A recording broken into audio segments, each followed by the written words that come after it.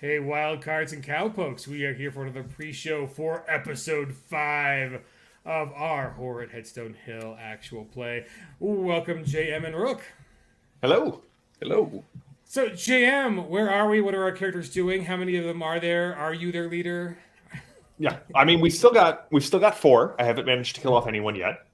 This is Savage does disappointing. make it difficult. But we are about to start episode 5. We are almost done with the first act of Horror at Headstone Hill. The group met up with the miners. They last week Wickers put to rest, at least for a moment, the man who masterminded the murder of his family. And they aided the miners. They drove off. I mean, they may have caused some issues for themselves as they drove off Heaston's son, they were trying to like force the miners to give up their claims. And then they went out to Prospector Bob said, "Hey, listen, if you can deal with this other thing, I will get you access to you want what Buckles left." And they don't know what Buckles left in the mine, but Prospector Bob says, "Hey, if you can go deal with these headless horsemen." We had just some headless some headless horsemen. I mean, right? Bob was convinced that they were just people in rubber masks, and that the group would just Scooby Doo them. But it turns out no, there was actually headless horsemen, and Wickers let his inner demon out, and so we're going to start with the fallout of. We got the card to draw, and we'll see what happens with the Harrowed. Yeah, that is fantastic. So, Rook, tell me, besides contributing to the delinquency of miners, your character is supremely interesting, right? I know it was. I was thinking for that one. Waiting. Hey, for we made miners. No, not miners jokes last week. It's perfect. I mean, you kind of have to. You do, right? Like it is. It goes with the genre. Yeah. So, headless horsemen aren't even the weirdest thing in the game. Your character might even be the weirdest thing because you aren't always in the driver's seat of your own character, and we're about to find out like how awesome that goes. So, what is it like playing a Herald character? It is. I won't lie. It's one of those things where I've been looking forward to playing a character like it. I've always been fascinated with the with duality when it comes to things in supernatural fiction, things where characters have a backseat driver or have a peanut gallery in their head or something to the extent which so far the demon has been just the peanut gallery commenting, ha ha ha ha, look, you're walking into the spooky house, ha ha. But and then there's times like where we left off where my character was like, there's a lot of these guys and they keep coming back. Mm-hmm. I know my limits, and I have a little bit of a debt to pay, a little bit. Come on forward, buddy. And then, but it's been fascinating because I have all of these interesting little tidbits that the more I look at them, the more I go, ooh. Right? Can't wait to see how those work. And I mean, I love the fact that your character has a reason to put up with, literally the demon inside because vengeance, right? Vengeance is a very strong motivator, and you got a little right. So the reason to fuel the like, I'll keep playing this game.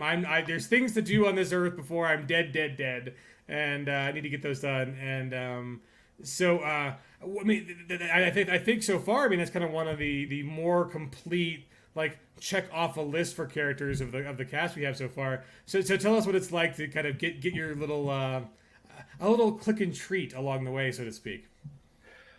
That was certainly.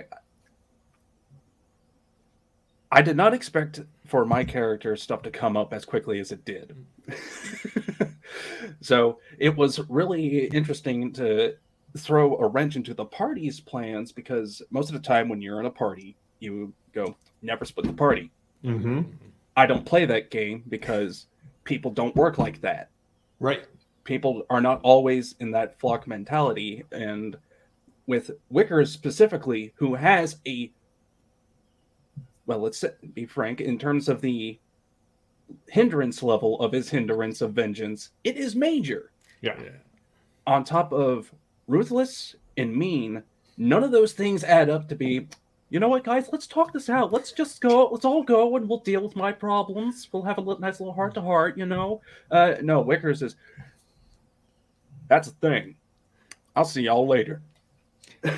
And that's before the demon takes over. I mean, That's that's right. the thing, right? That's even, and he is an angry man, and having that chance to let loose on that anger and to also, in a way, work in some of the advancements that JM was giving us that day, it was nice to work that into the story and having that opportunity to be face to face and be like, okay, so what's he really going to do? Because he thought he was just going to shoot the man. Yeah.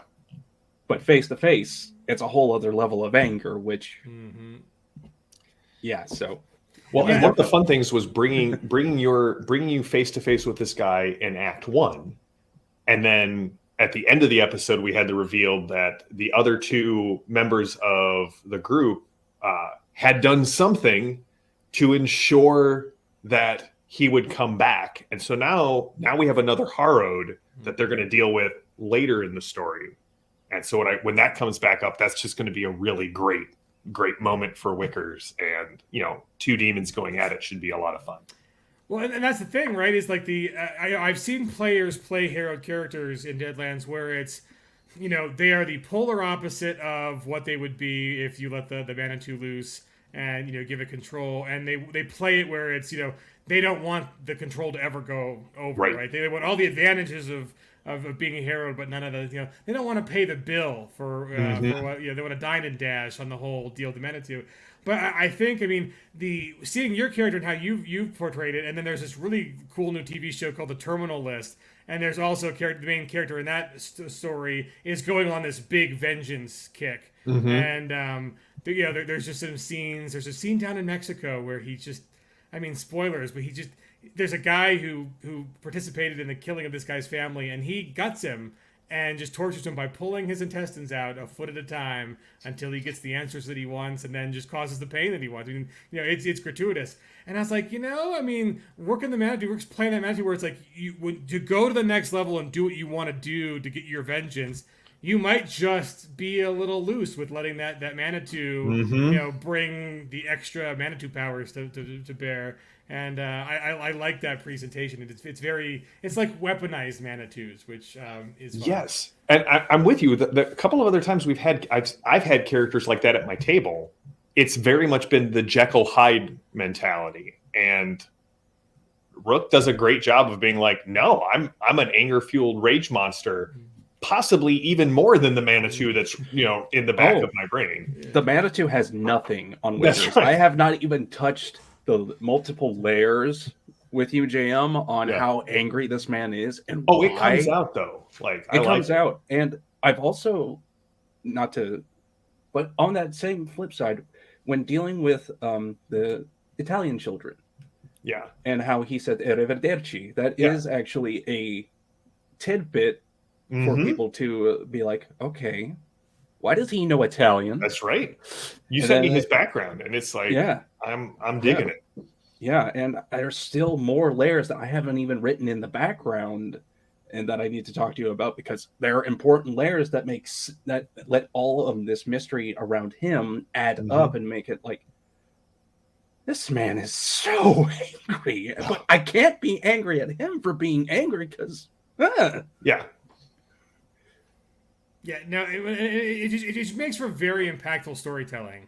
Yeah. Right. When you combine the motivations with the mechanics, with the lore of the system, like all sparks are firing on that engine to kind of drive. These aren't mundane stories we're telling. These are they're adult stories, but they're also just they're fueled by all those things. There's it's engaging with both like character and place and setting, and then rules too. Just the way Manitous or the way hero characters are written, kind of the advantage and disadvantage you get there. It just makes for something very interesting, because there's always an opportunity for things to go wrong while you're also trying to check off like this character has goals, and the goals, they might be bloody, and there's vengeance as part of that, and so I think it's a very much like it's permission to raise the stakes every time that Not every scene. I don't go, oh hey guys, we need to go buy some stuff at the store, and then the Manitou comes out. No, but I mean it raises the stakes for the important scenes. And as JM said, that like now there's more than one Manitou in the mix, and just to see like Yeah. You can't, those aren't going to orbit the same plot forever. They're going to crash, right? There's going to there has to be the head to head. So that's going to be exciting to see. And that's why I put it in as kind of the epilogue to last episode, because I love Hitchcock's discussion that letting the audience in on something raises the tension, right? If you have two people sitting at a table talking, that's not dramatic. If you have two people sitting at a table unaware that there is a bomb under the table, but the audience can see the countdown timer, suddenly that whole conversation is more invested. So knowing that this guy is back as a Herod and is coming for Wickers, now the audience has something that is at the back of their mind every time going, wait, what? Is this it? Is this it? So... No, it is fantastic. So, Rook, let's do a big rewind. How did you get into RPGs, man? What was your entry? So I got into RPGs in college, though people had tried in high school. My brain, for some reason, did not click at the time. It made no sense to me, which was funny because I was a theater kid. And you were primed, sir. You already had the right. Yeah, I had all the things, but I just, for some reason, my mind couldn't get around the concept of the rules. I couldn't get around the concept of numbers and everything invested there. Well, true. If you're a theater kid, and you're like, why are we crunchifying this? This seems like why don't we just act it out and see what happens, And I still carry a little bit of that over into my games. Like if somebody's playing a character and they give this really powerful dialogue, I'm like, don't even roll. Yeah, exactly. It's not worth it to ruin that with a dice roll. Yeah. Oh. But when I was in college, I'd started dating my wife, and I was introduced to one of her friends, and his name is Max. Max introduced me via discussion after we had played Magic the Gathering for a while. And then he was like, hey, I'm about to run some Star Wars. Would you like to play and see what that's about? And so we ran a D20 Star Wars where I played Nines Organza, a cat person, because I really love cats. Yeah, why not? Yeah. And at the end of the session, he was you and the internet. At the end of the session, he was Ocho Organza because he had one of the lives scared out of him by another player character that became a villain NPC. And I'm sorry, but a 10-foot lizard with a jetpack and a vibro axe really puts the fear of everything in you. And so that was my first foray. Then I played at a Pathfinder game with him. That Pathfinder game eventually petered out because it was him adjusting some Rise of the Rune Lords, and unfortunately, we couldn't have a stable group together. Then we played again, where it settled. I know, interesting that. That's right. Isn't it? It's interesting happened to be right here. Interesting that recently you guys have put out the Pathfinder supplement for Savage Worlds, when I have only played through one entire campaign as Zacharias Sapalo de Fort, the greatest bard in non Everesia. And ciao, molto buono. Come stai? Lots of stuff like that, but more Spanish, because I couldn't at the time. I was not able to get a Romani dialect on there, and I was like, at least with the Spanish, I know I can do, because one of my best friends, his mother was a Spanish teacher. It made it easier to rub that dialect on there, and he was my mania. Zach was the mania. He was, what does this button do? Kick. And he had developed a number of phobias by the end of the game. He was afraid of red scarves, and he was afraid of spiders. The spiders thing was there previous, but it only got worse. Oh man, no joke, with the spiders of Lang in that adventure. Especially the barn. Yeah. The barn with that giant thing. And he was like, I was like, I don't think I can move. What do you mean? Pass sheet over to GM. Oh, thanks, John. Yeah, fear of spiders is just not one that I think you can like temper off of with like small exposures. Like, nope. Oh, here's a cute cuddly spider that we're gonna hold in your lap for 3 minutes, and then we're gonna just see if you're doing better. No. No. These only get worse because the spider encounters only get worse. Like, yeah. But yes, so with that, then I branched out more and I became invested in a number of different stuff. Like at one point, I have played several vampires in World of Darkness. I've played a human in World of Darkness. I have. That's just asking to get eaten by the rest of the party. That's right. By everything really else that there's a supplement for. Right. You're playing a human? What? Then we've played Everyone Dies at the End. We've played the group that I'm a part of. We have played so many things, and then unfortunately, cancer happened. And so 5th edition became my go-to because I only had a group doing that online. And that became so big in my life. And then suddenly I'm told by my GM, hey, I'm about to be in a show where my local game store GM wants me to be a part of it. And then Iconic Production shows up. And I'm like, oh, hey, how's it going on? Yeah. And then when Rook and I have been talking about how much he wanted to play Savage Worlds. So this whole thing kind of dovetailed really great together. Yeah. When he mentioned it, I was like, you're going to try, right? You're going to... Yeah, JM is an enabler. So I am definitely an enabler. Hey, I hear you like role-playing games. Do you like role-playing games? I got role-playing games right here. I feel it's a John trait. And it's actually a lot of things that people that have the first name John have a hive mind, in my opinion. I believe strongly in this because he will be thinking something. I will write it out and he's like, I was just thinking about that, but you're right. That's right. JM's going to Gen Con this year. Have you been to any conventions at all? Any of the big conventions?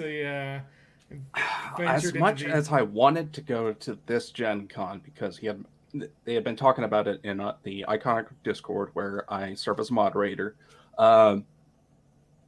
Unfortunately, it does not feasibly work out for me this year. And unfortunately, I have never been great with crowds. The last time I was in a big crowd, which was, I want to say 6 to 8 years ago. I give a large difference there because I don't remember. You suppressed it. Well, I didn't suppress it, and I keep it quite present because it's like, this is why we don't do this. That's right. There was a fireworks show that a local radio station puts on, and it's a big deal for the area to have this fireworks show. I went down there with my girlfriend at the time, and I realized, this is a lot of people. This is more people than I've ever had to deal with. Oh God. I need somebody to bind my arms or else things are going to start getting really, really not okay. And then I learned quickly social anxiety is a thing. Yeah. And I just don't do crowds very well. Well, Gen Con is probably not the place then because there's the thing was that it was also a matter of, once again, it comes down to discussion and safety tools and all that kind of stuff that are in place, which is the core of any session zero as well as core of anything in life. And one of the things was that they had that quiet room. I was like, that would be good. And then also talking with anybody I would be with, which would essentially come out to all of just Iconic Production, more than likely. Yeah, we got actually a lot of people on the Iconic Production channel that are looking at coming to Gen. Are you going to Gen Con this year, Chris? I am not this year. Okay. Yeah, everyone asked, and I'm like, oh damn it! Is this the year where everyone wants to meet me and get my autograph? Not That's really. right. Not really. I think I owe people money, and they're like, am I finally going to collect on this? That's right. But no, I mean, these big conventions, they really are kind of paradoxical in that way, Rook, where it's like, a bunch like, hey, we're all individuals in this together in our own houses. Yay, let's do that instead.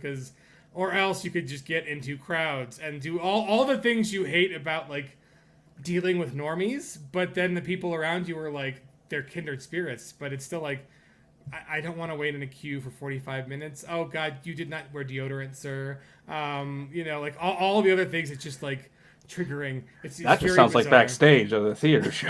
Well, right. The first time I went to Gen Con, they still had they had people dressed up like cigarette girls, but they had like deodorants. Nice. And then the first time I took my wife, we had a big group. There was like 7 or 8 of us who went, and you're in. There's just this massive crowd waiting for the dealer room to open. Yeah. And my buddy Chris was like, I can't deal with this. This is too big of a crowd. I'm going to go to a session. And then once the crowd is dispersed, I'm going to go into the dealer room. So the doors open. I'm immediately separated from my wife and my buddy Chris's wife, Gervais, because the crowd just pours in. Yeah. Trish and Gervais almost got crushed against the door. Trish and Gervais. And then I get this call from Chris. He's like, where are you guys at? I'm like, we're in the dealer room. I'm like, how's your session? He's like, oh, I didn't make it. I made it 3 doors further down to the dealer room, and the doors open, and I was swept into the dealer room, and now I'm lost. Yes, I mean it is super. It is highly stimulating. It is overwhelming. It is amazing seeing many people, and it's a little smaller these years. Post COVID, but the the only other comparison I think to Gen Con is kind of like E3 when E3 was big. When they were when the video game companies were throwing money at it. They don't anymore. Like for a couple years, they tried to make it super industry, where you really had to have a major industry connection, and then that didn't really work, and they've kind of opened it back up again. But I mean, just like the crowds, all the things to see, all the things to buy. You just make poor life choices. Like, oh, I really need those dice. Oh wait, they're made out of like ancient whale bone and cost $4,000. They have a payment plan, dear. Let's do this. There was the ones that my buddy Chris wanted to buy. They were raffling off a full set of polyhedrals that were made from the armor plate of a Tiger tank from World War II. Oh. And Chris is a huge World War II buff, and he wanted these dice because he couldn't buy them outright because the outright dice were just mortgage payment. Yeah. The other fun thing about Gen Con was the last time we went, they had one of the Colts preseason games, or maybe 2 times ago that we went. And all of the Colts fans were like, who the hell are all of these people? Because it's not like we outnumbered the Colts fans for the preseason game. Because it's just like, you may be you're dressed up in, blue and white with your face paint, but like I've got like the Hulk and, Xena and, and a guy dressed as a Warhammer Marine. Yeah, a Warhammer, a guy in a full Space Marine armor. It's like, we own this town today. Any other day of the year. The Colts fans going like, which team are these guys? That's right. What happened to our league? Did the Raiders fans show up? Right. Did they show up? Weird. Like, no, don't you know? We've upgraded. It's time for Blood Bowl. That's right. Well, and that's the thing is like, I mean, there are a significant number of like. The sports ball gets a bad name in nerd circles, and it's like there's some of us who like to watch sports too, guys. These are legitimate other hobbies. You don't need to crap on all the other normie stuff. There's fun in sports. Yeah. But I mean that really is just very interesting planning, like not having that Lucas Oil Stadium field open for the whole time for Gen Con. Well, I think it grew since that time happened, and like they were on the last time we went, which was the year before the pandemic hit. They actually had events on the field at Lucas Stadium. They recreated the original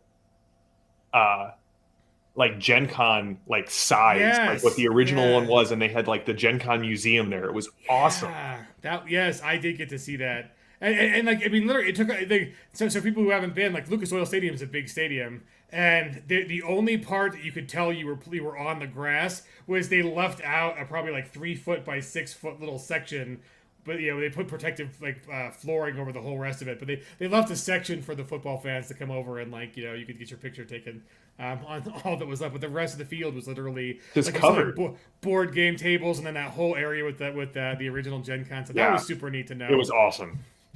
So yes, so maybe one of these days, Rook, we'll tiptoe you into conventions. We do smaller conventions and stuff like that.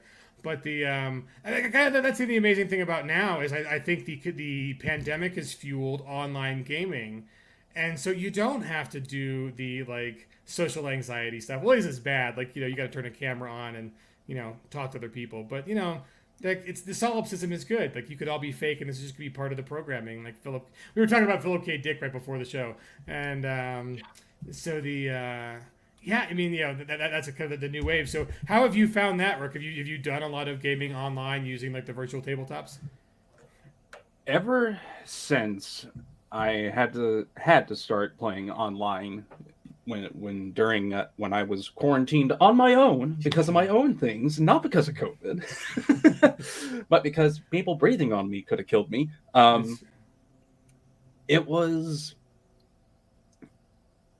very interesting to see us evolve over time. We had to evolve because we did not start with a virtual table. It was all very theater of the mind, but on top of that, we didn't have the tools of D&D Beyond. I had to slowly be like, hey guys, you know, there's a thing. It's this really neat thing called D&D Beyond. If you use it, you can do all this fun stuff. And then they were like, oh, really? And eventually, and I did.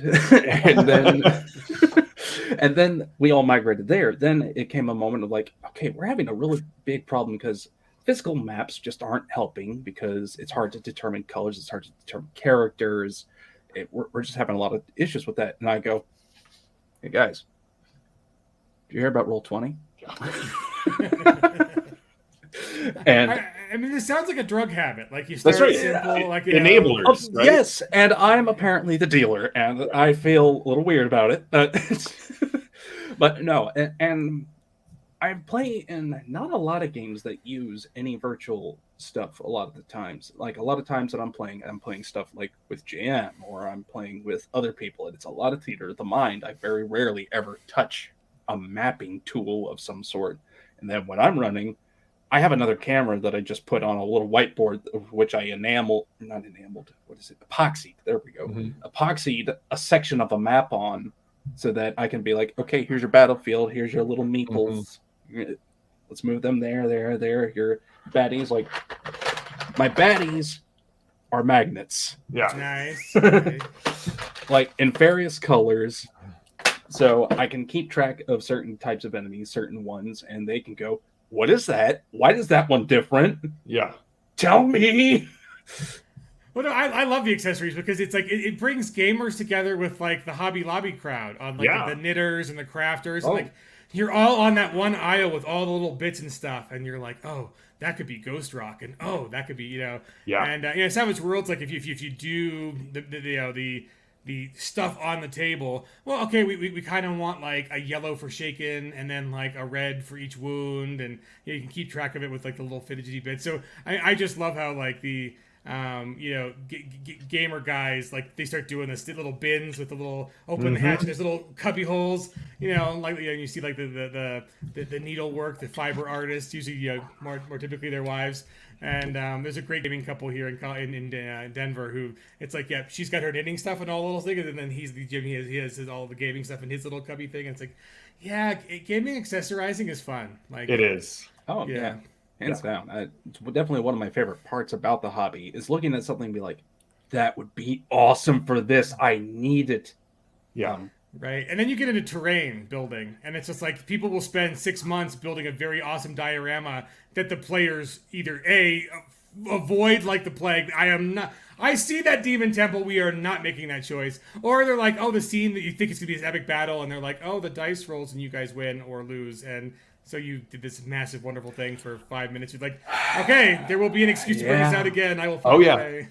Yeah. I built a little volcano with a lava elemental that came out of it, and you could put your minis on it and move around it. It was awesome. And then 3 years later, I'd never used it again. And my wife was like, "Do we need to keep this?" I'm like, "I guess not."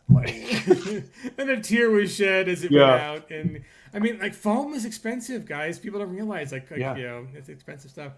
So Rook, to wrap it up, how do you take us just a big picture here?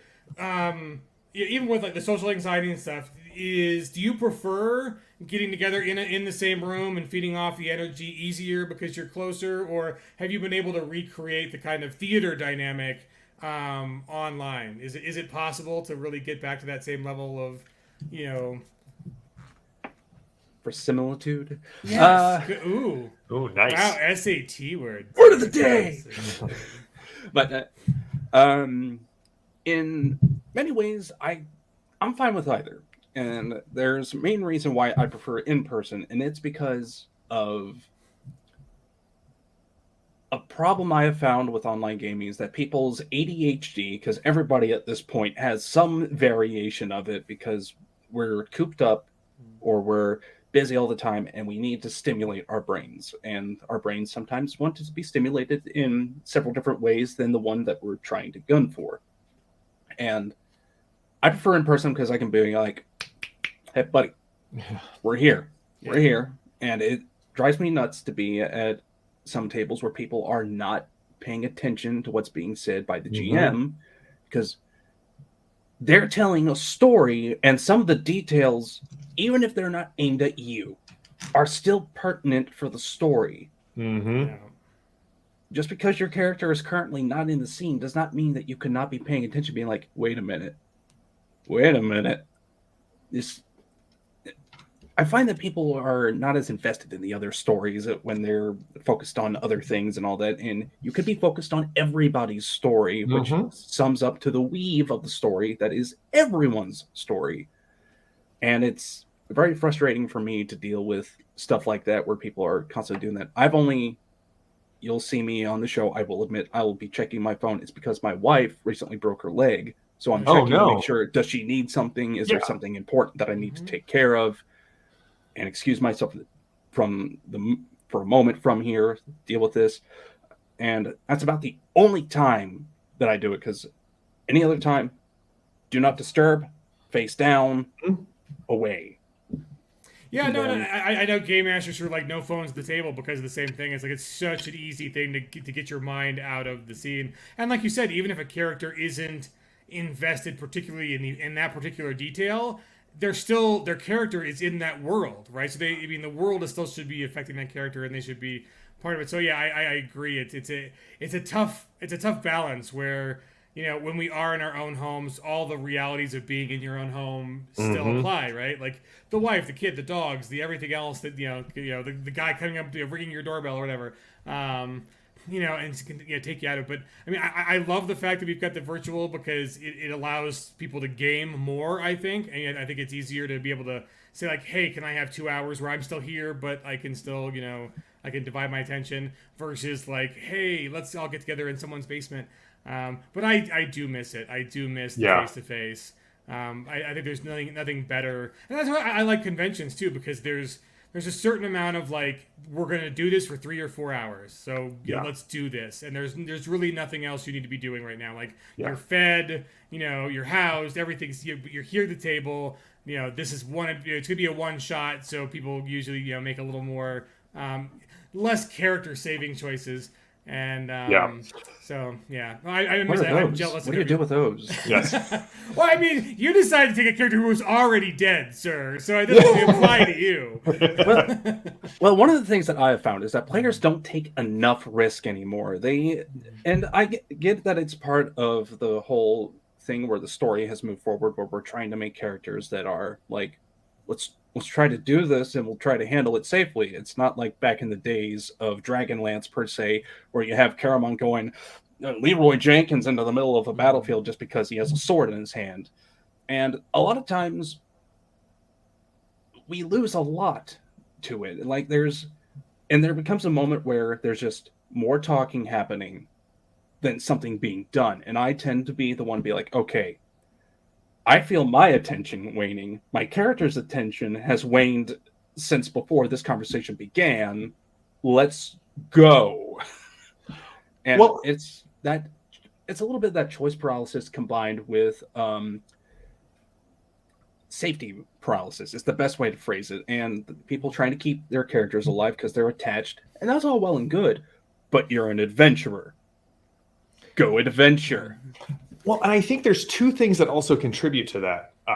And we could talk, like, I have a lot of theories on this, but one, I think there's a lot of people's first exposure to role-playing games is a video game where you're expected, the character you start with is the character you're going to end with, because they're the main character of the game. But also, like, back in the day, like, so I run a second edition AD&D game for my son and his friends.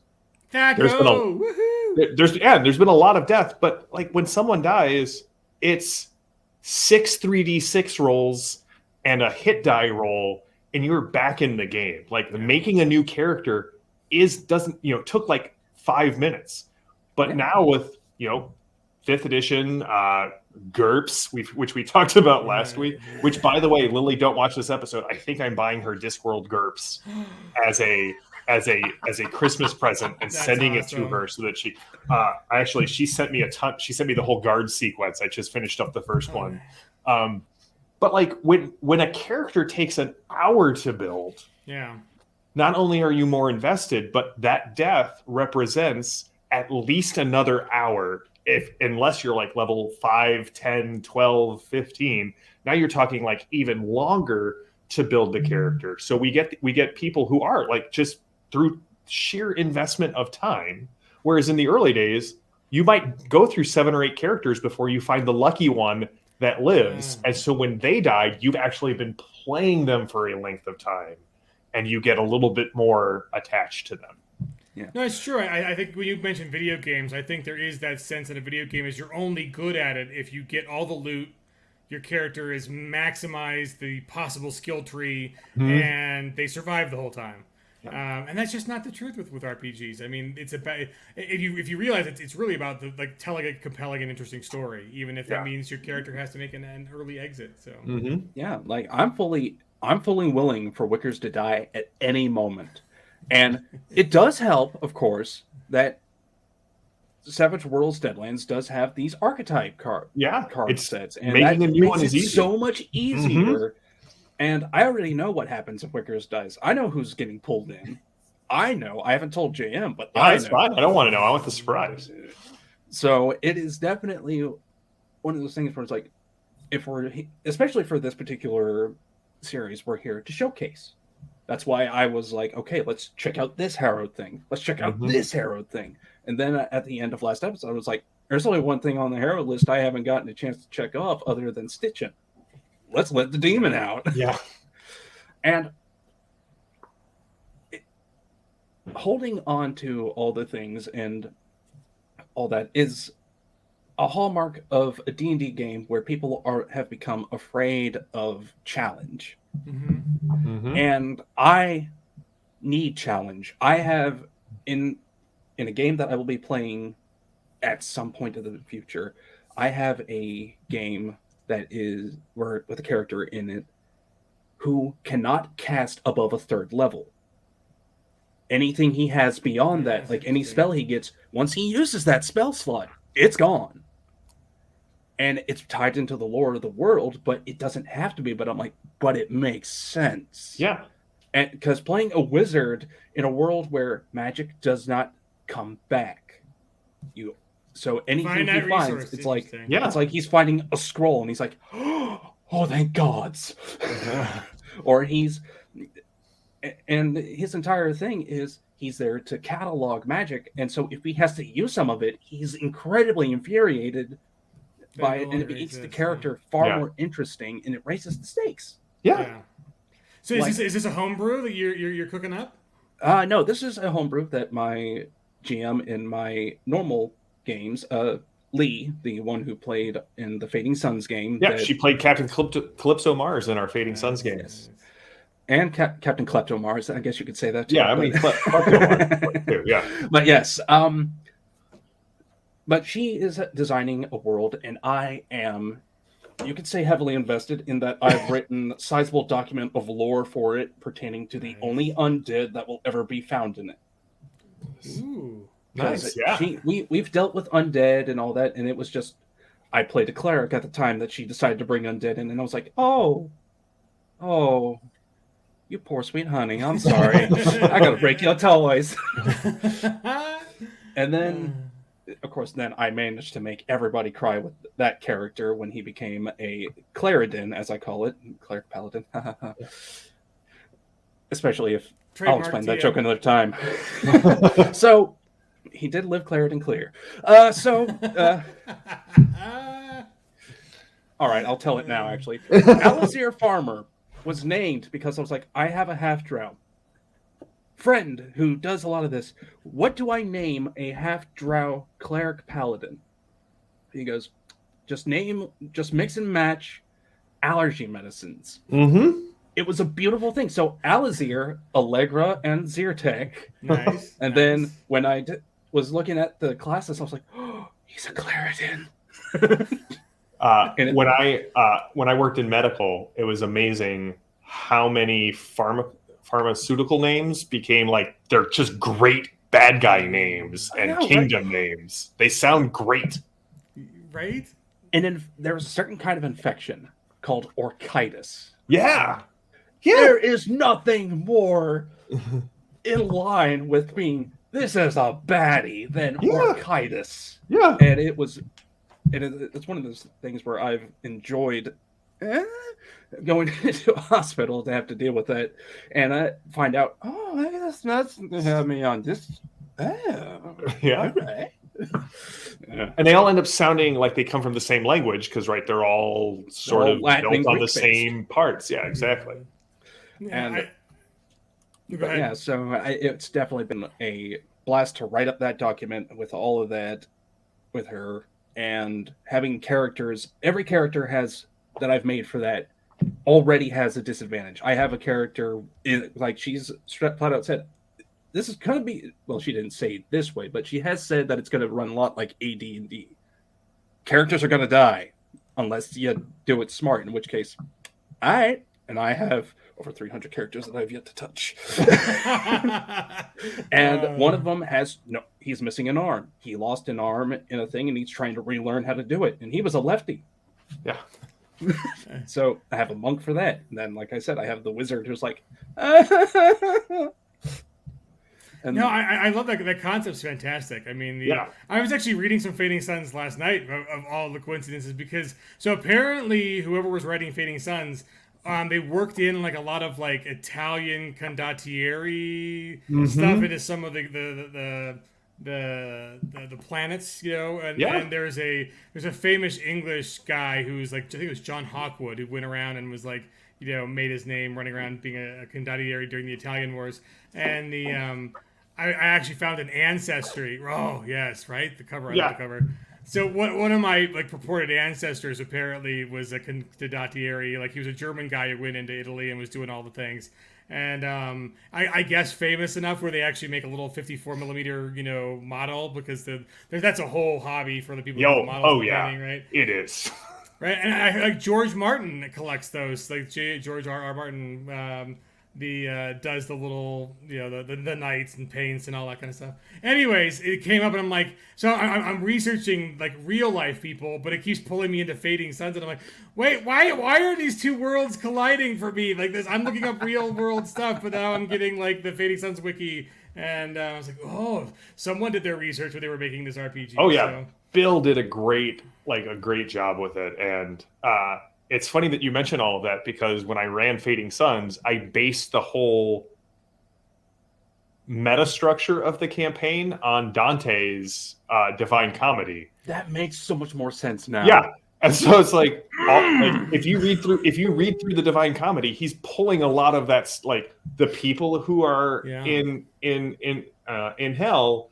A lot of the people you meet are actually like still alive when Dante is writing them, but they were on the opposite side of the war from him. And so he's like, oh, don't worry. I know where you're going. Yeah. I mean, it's right. It's lovely layers. It's like, you know, storytelling, fabulous fantasy, that kind of stuff. And fabulist too. Isn't that the right word? Yeah. Like when you write and like, anyways. It's early. The brain is not quite there. But so Rook, so you've given us some real red meat on characters contributing to helping the game master create interesting plot. Have you ever do you game master as well? And then second question off of that is, have you ever written any of your own homebrew? Yes to both. I run currently I have the games that I run on hiatus, save for one. And the one that I am running currently is a homebrew section of the established Forgotten Realms. And I generally write a lot of stuff, and Jam can attest because I've had him check some of my work on a lot of stuff. And so I've run a lot of 5th edition. I I dipped my toes into GMing when Pathfinder was the only game that I could understand because it was the only rule structure I understood. So I ran some Pathfinder one-shots that went off fairly well. And then as time has gone on, I've looked at all these other games and I'm like, I want to tell a story with it. Yeah, right? Especially Savage Worlds. And I'm not saying this to, like stroke any ego or whatnot, but it is. Here's your $10 for the plug. This game system has been one of the systems I've been looking for, and I just did not know what I was looking for because ease of use utilizes all the die to some extent. Yeah. And after looking at the advancement stuff and dealing with that, I was like, this is incredibly easy. Yeah. And there's only been one other game that has been just as easy, and now it just feels like I'm stroking yet another ego because Jackals is the only other game I've been able to pick the book up, set the book down, open book, nobody's here to guide me, read the page. And then I had a character, which anytime I'm learning a new character is always frustrating for me if I don't have somebody there. But this was one time where it's like, I don't actually need to ask him any questions. This is awesome. And then I built out what would essentially be the son of a character that I ran for him premiering Jackals. Yeah. And I wrote his son up, and I was like, awesome. That was easy. No, I'm so with you on like the having helped to create a character, because I think this is true of Savage Worlds, but I think it's true of most RPGs. The technical writing required to like avoid character or player confusion on creating characters makes for some dense text. Yeah. Right? It's very hard to be short, brief, and elegant, even if it is short, brief, and elegant. I mean, like, once you know Savage Worlds character, like, I've heard people comment, Savage Worlds plays better than it reads. And I think that's just kind of part of the same thing of, it's well written because it's clear and it avoids, the 10% of players who intentionally want to misread something or whatever. You got to put a sentence in there for those people. But once you know it, it's like, oh yeah, no, it's not that hard, right? It's not, right. You get into it, it's relatively easy. But I think for almost all systems, it's like, can I have someone hold my hand for this first one? Because the paradigms are all so different. I mean, there's, that is kind of the amazing thing about the hobby is the way you represent all the crazy, confused, real world stuff into numbers and put it on a page. There's so many different ways to do that. That the and then it's really and everybody has to make a character, right? It's not the game master has to know how to do grappling and how to do light penalties or whatever, but the characters don't. The game master can tell them, but like the characters really are. You need to be invested. The players in their characters. So that is I feel you there on the it's the first time, a little scary, you need some help, but then it kind of opens up a world to you to like, the mechanics themselves create like, oh my, I can do this with a character. Oh, maybe okay, here we go. Yeah. So, I mean, I writing is half of it, and I feel like there is a middle ground that can be found and that helps people not have difficulties. I mean, I can only ask the question now of Jam. Jam, what do you think of my writing style when it comes to I was able to make characters for that one that we played pretty easily. Like, I agree though with Chris is the fact that like it's difficult because you want to make it as simple as possible, but also as clear as possible. Those two things sometimes clash, especially when you're writing a very I think Pathfinder 2 does a good job, but they skew far more on the technical side. Like they're going to give you all of the bone work, like the framework for the game, and then it's up to you to layer the narrative on top of it. Earlier games or other games may go far more in the flowery, like really beautiful prose, but then you're kind of like, how do we adjudicate anything in this system? Yeah. But how do I pick up the cup? That's right.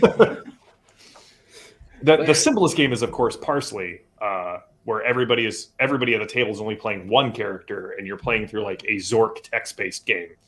And so like you just rotate through. Like, do you go north? Do you go south? Do you know?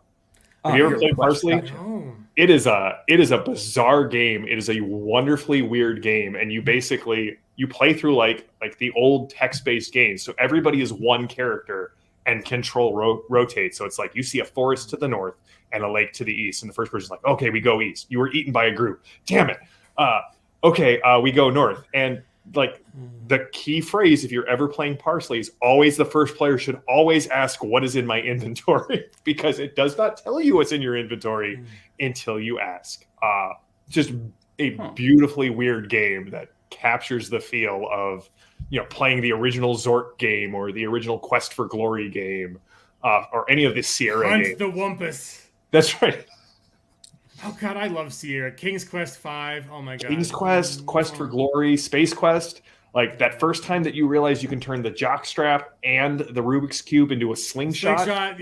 Yes! Like you feel like you solved something. Oh my god, yes. And then when like they did Monkey Island, a similar thing where it's just like, oh, you know, I love it. There's one that I love the pun where it's the cannibals want a human head, and you end up giving them a brochure that's titled "How to Get Ahead in Business." Yeah, and I just love it. I mean, like, it's just making fun of those other previous games where you had to combine your weird inventory and find the right 3 things, and then think out of the box, and then have to know the right command to combine them because it doesn't tell you any of these things. Oh man, big nostalgia. Just me playing a rogue, right? Oh. So the let's see. So last question for you, Rook. Given that you've gotten a little taste of vengeance, but now there's kind of a confrontation on the horizon for you. What do you hope to see with your character as the series goes? So some of the stuff has already begun. So and it's a matter of the advancements and where they were placed, such as buying out Ruthless. That was one of the things I did. I bought out Ruthless, and the reason is going to be because of constant proximity to 2 balls of effervescence that go by the names of Leslie and Sister May. Yes. And on top of that, the fact that he had been parsing through the fact that he had almost killed Sister May because she had gotten in the way of his vengeance being the main thing, and she was about to directly oppose his goal, and that was going to be fun. But things I want to see is he will evolve. The process has already begun. It's just a matter of what is he going to become, and I'm excited to see what he will become if he makes it to that point. Yeah. And it will just be interesting to see what happens when witnessing true faith in goodness happen on such a regular basis to somebody who is so steeped in his own umbrage, his own ire and anger, and to see what happens when that light starts poking through and what that starts to make him become. Well, I'm looking forward to it. Right? So I think it's fantastic that you've chosen to let the actions of other players and their characters influence how you want to advance yours. I think that's kind of that's an awesome bit of teamwork that is unique, because I think, you know, kind of like what we were talking about earlier, is that when you've got characters who are on their own path and aren't listening and interacting, you know, it makes it for a less awesome storytelling than being like, well, hey, no, this guy, yes, he's absolutely rage fueled, but he's got these other 2 characters who are not, and buying that off, I think is kind of a great bit of participating in the bigger story with your other players. So kudos for that. I like that. That's awesome. Thank you. Well, guys, that's about it for our time. So right now we are going to roll into episode 5 of Horror at Headstone Hill, and if you're catching Stealing from Ghosts. Oh, you already. Yeah. Good title, sir. Yeah. So that's going to be on Mondays, and then JM, tell us what other shows you're running currently. So so many. So this week, on Tuesday, we've got the next installment of the Infernus Gamble, our Torg Eternity game on Tuesday night. Tuesday and Thursday mornings at 10 Central, I do Behind the Screen. We're talking about high fantasy. What are some of the exemplars of the genre, and then how to replicate that experience at the game table. And this Saturday, we'll have the next installment of our Exploring Glorantha show that we do on Saturday mornings, where Evan and I just try and take this amazing mythological world and kind of parse it down, because like Glorantha gets real deep real quick. And so we love Glorantha, and we just want to say, hey, everybody should be playing Glorantha. I'm actually working on a Savage Worlds hack for Glorantha. Nice. I'm gonna try playing that out as like playing heroes. So like capital H, like superheroes, the real big movers and shakers of the worlds. So Ooh, that's exciting. Yeah. And then Rook, anywhere else we can find you besides on the show currently? You can find me in the chat. You can find me on the Iconic Production Discord if you're a Patreon.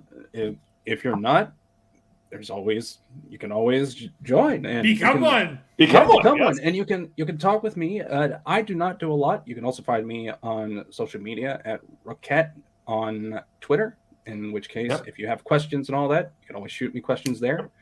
And yeah.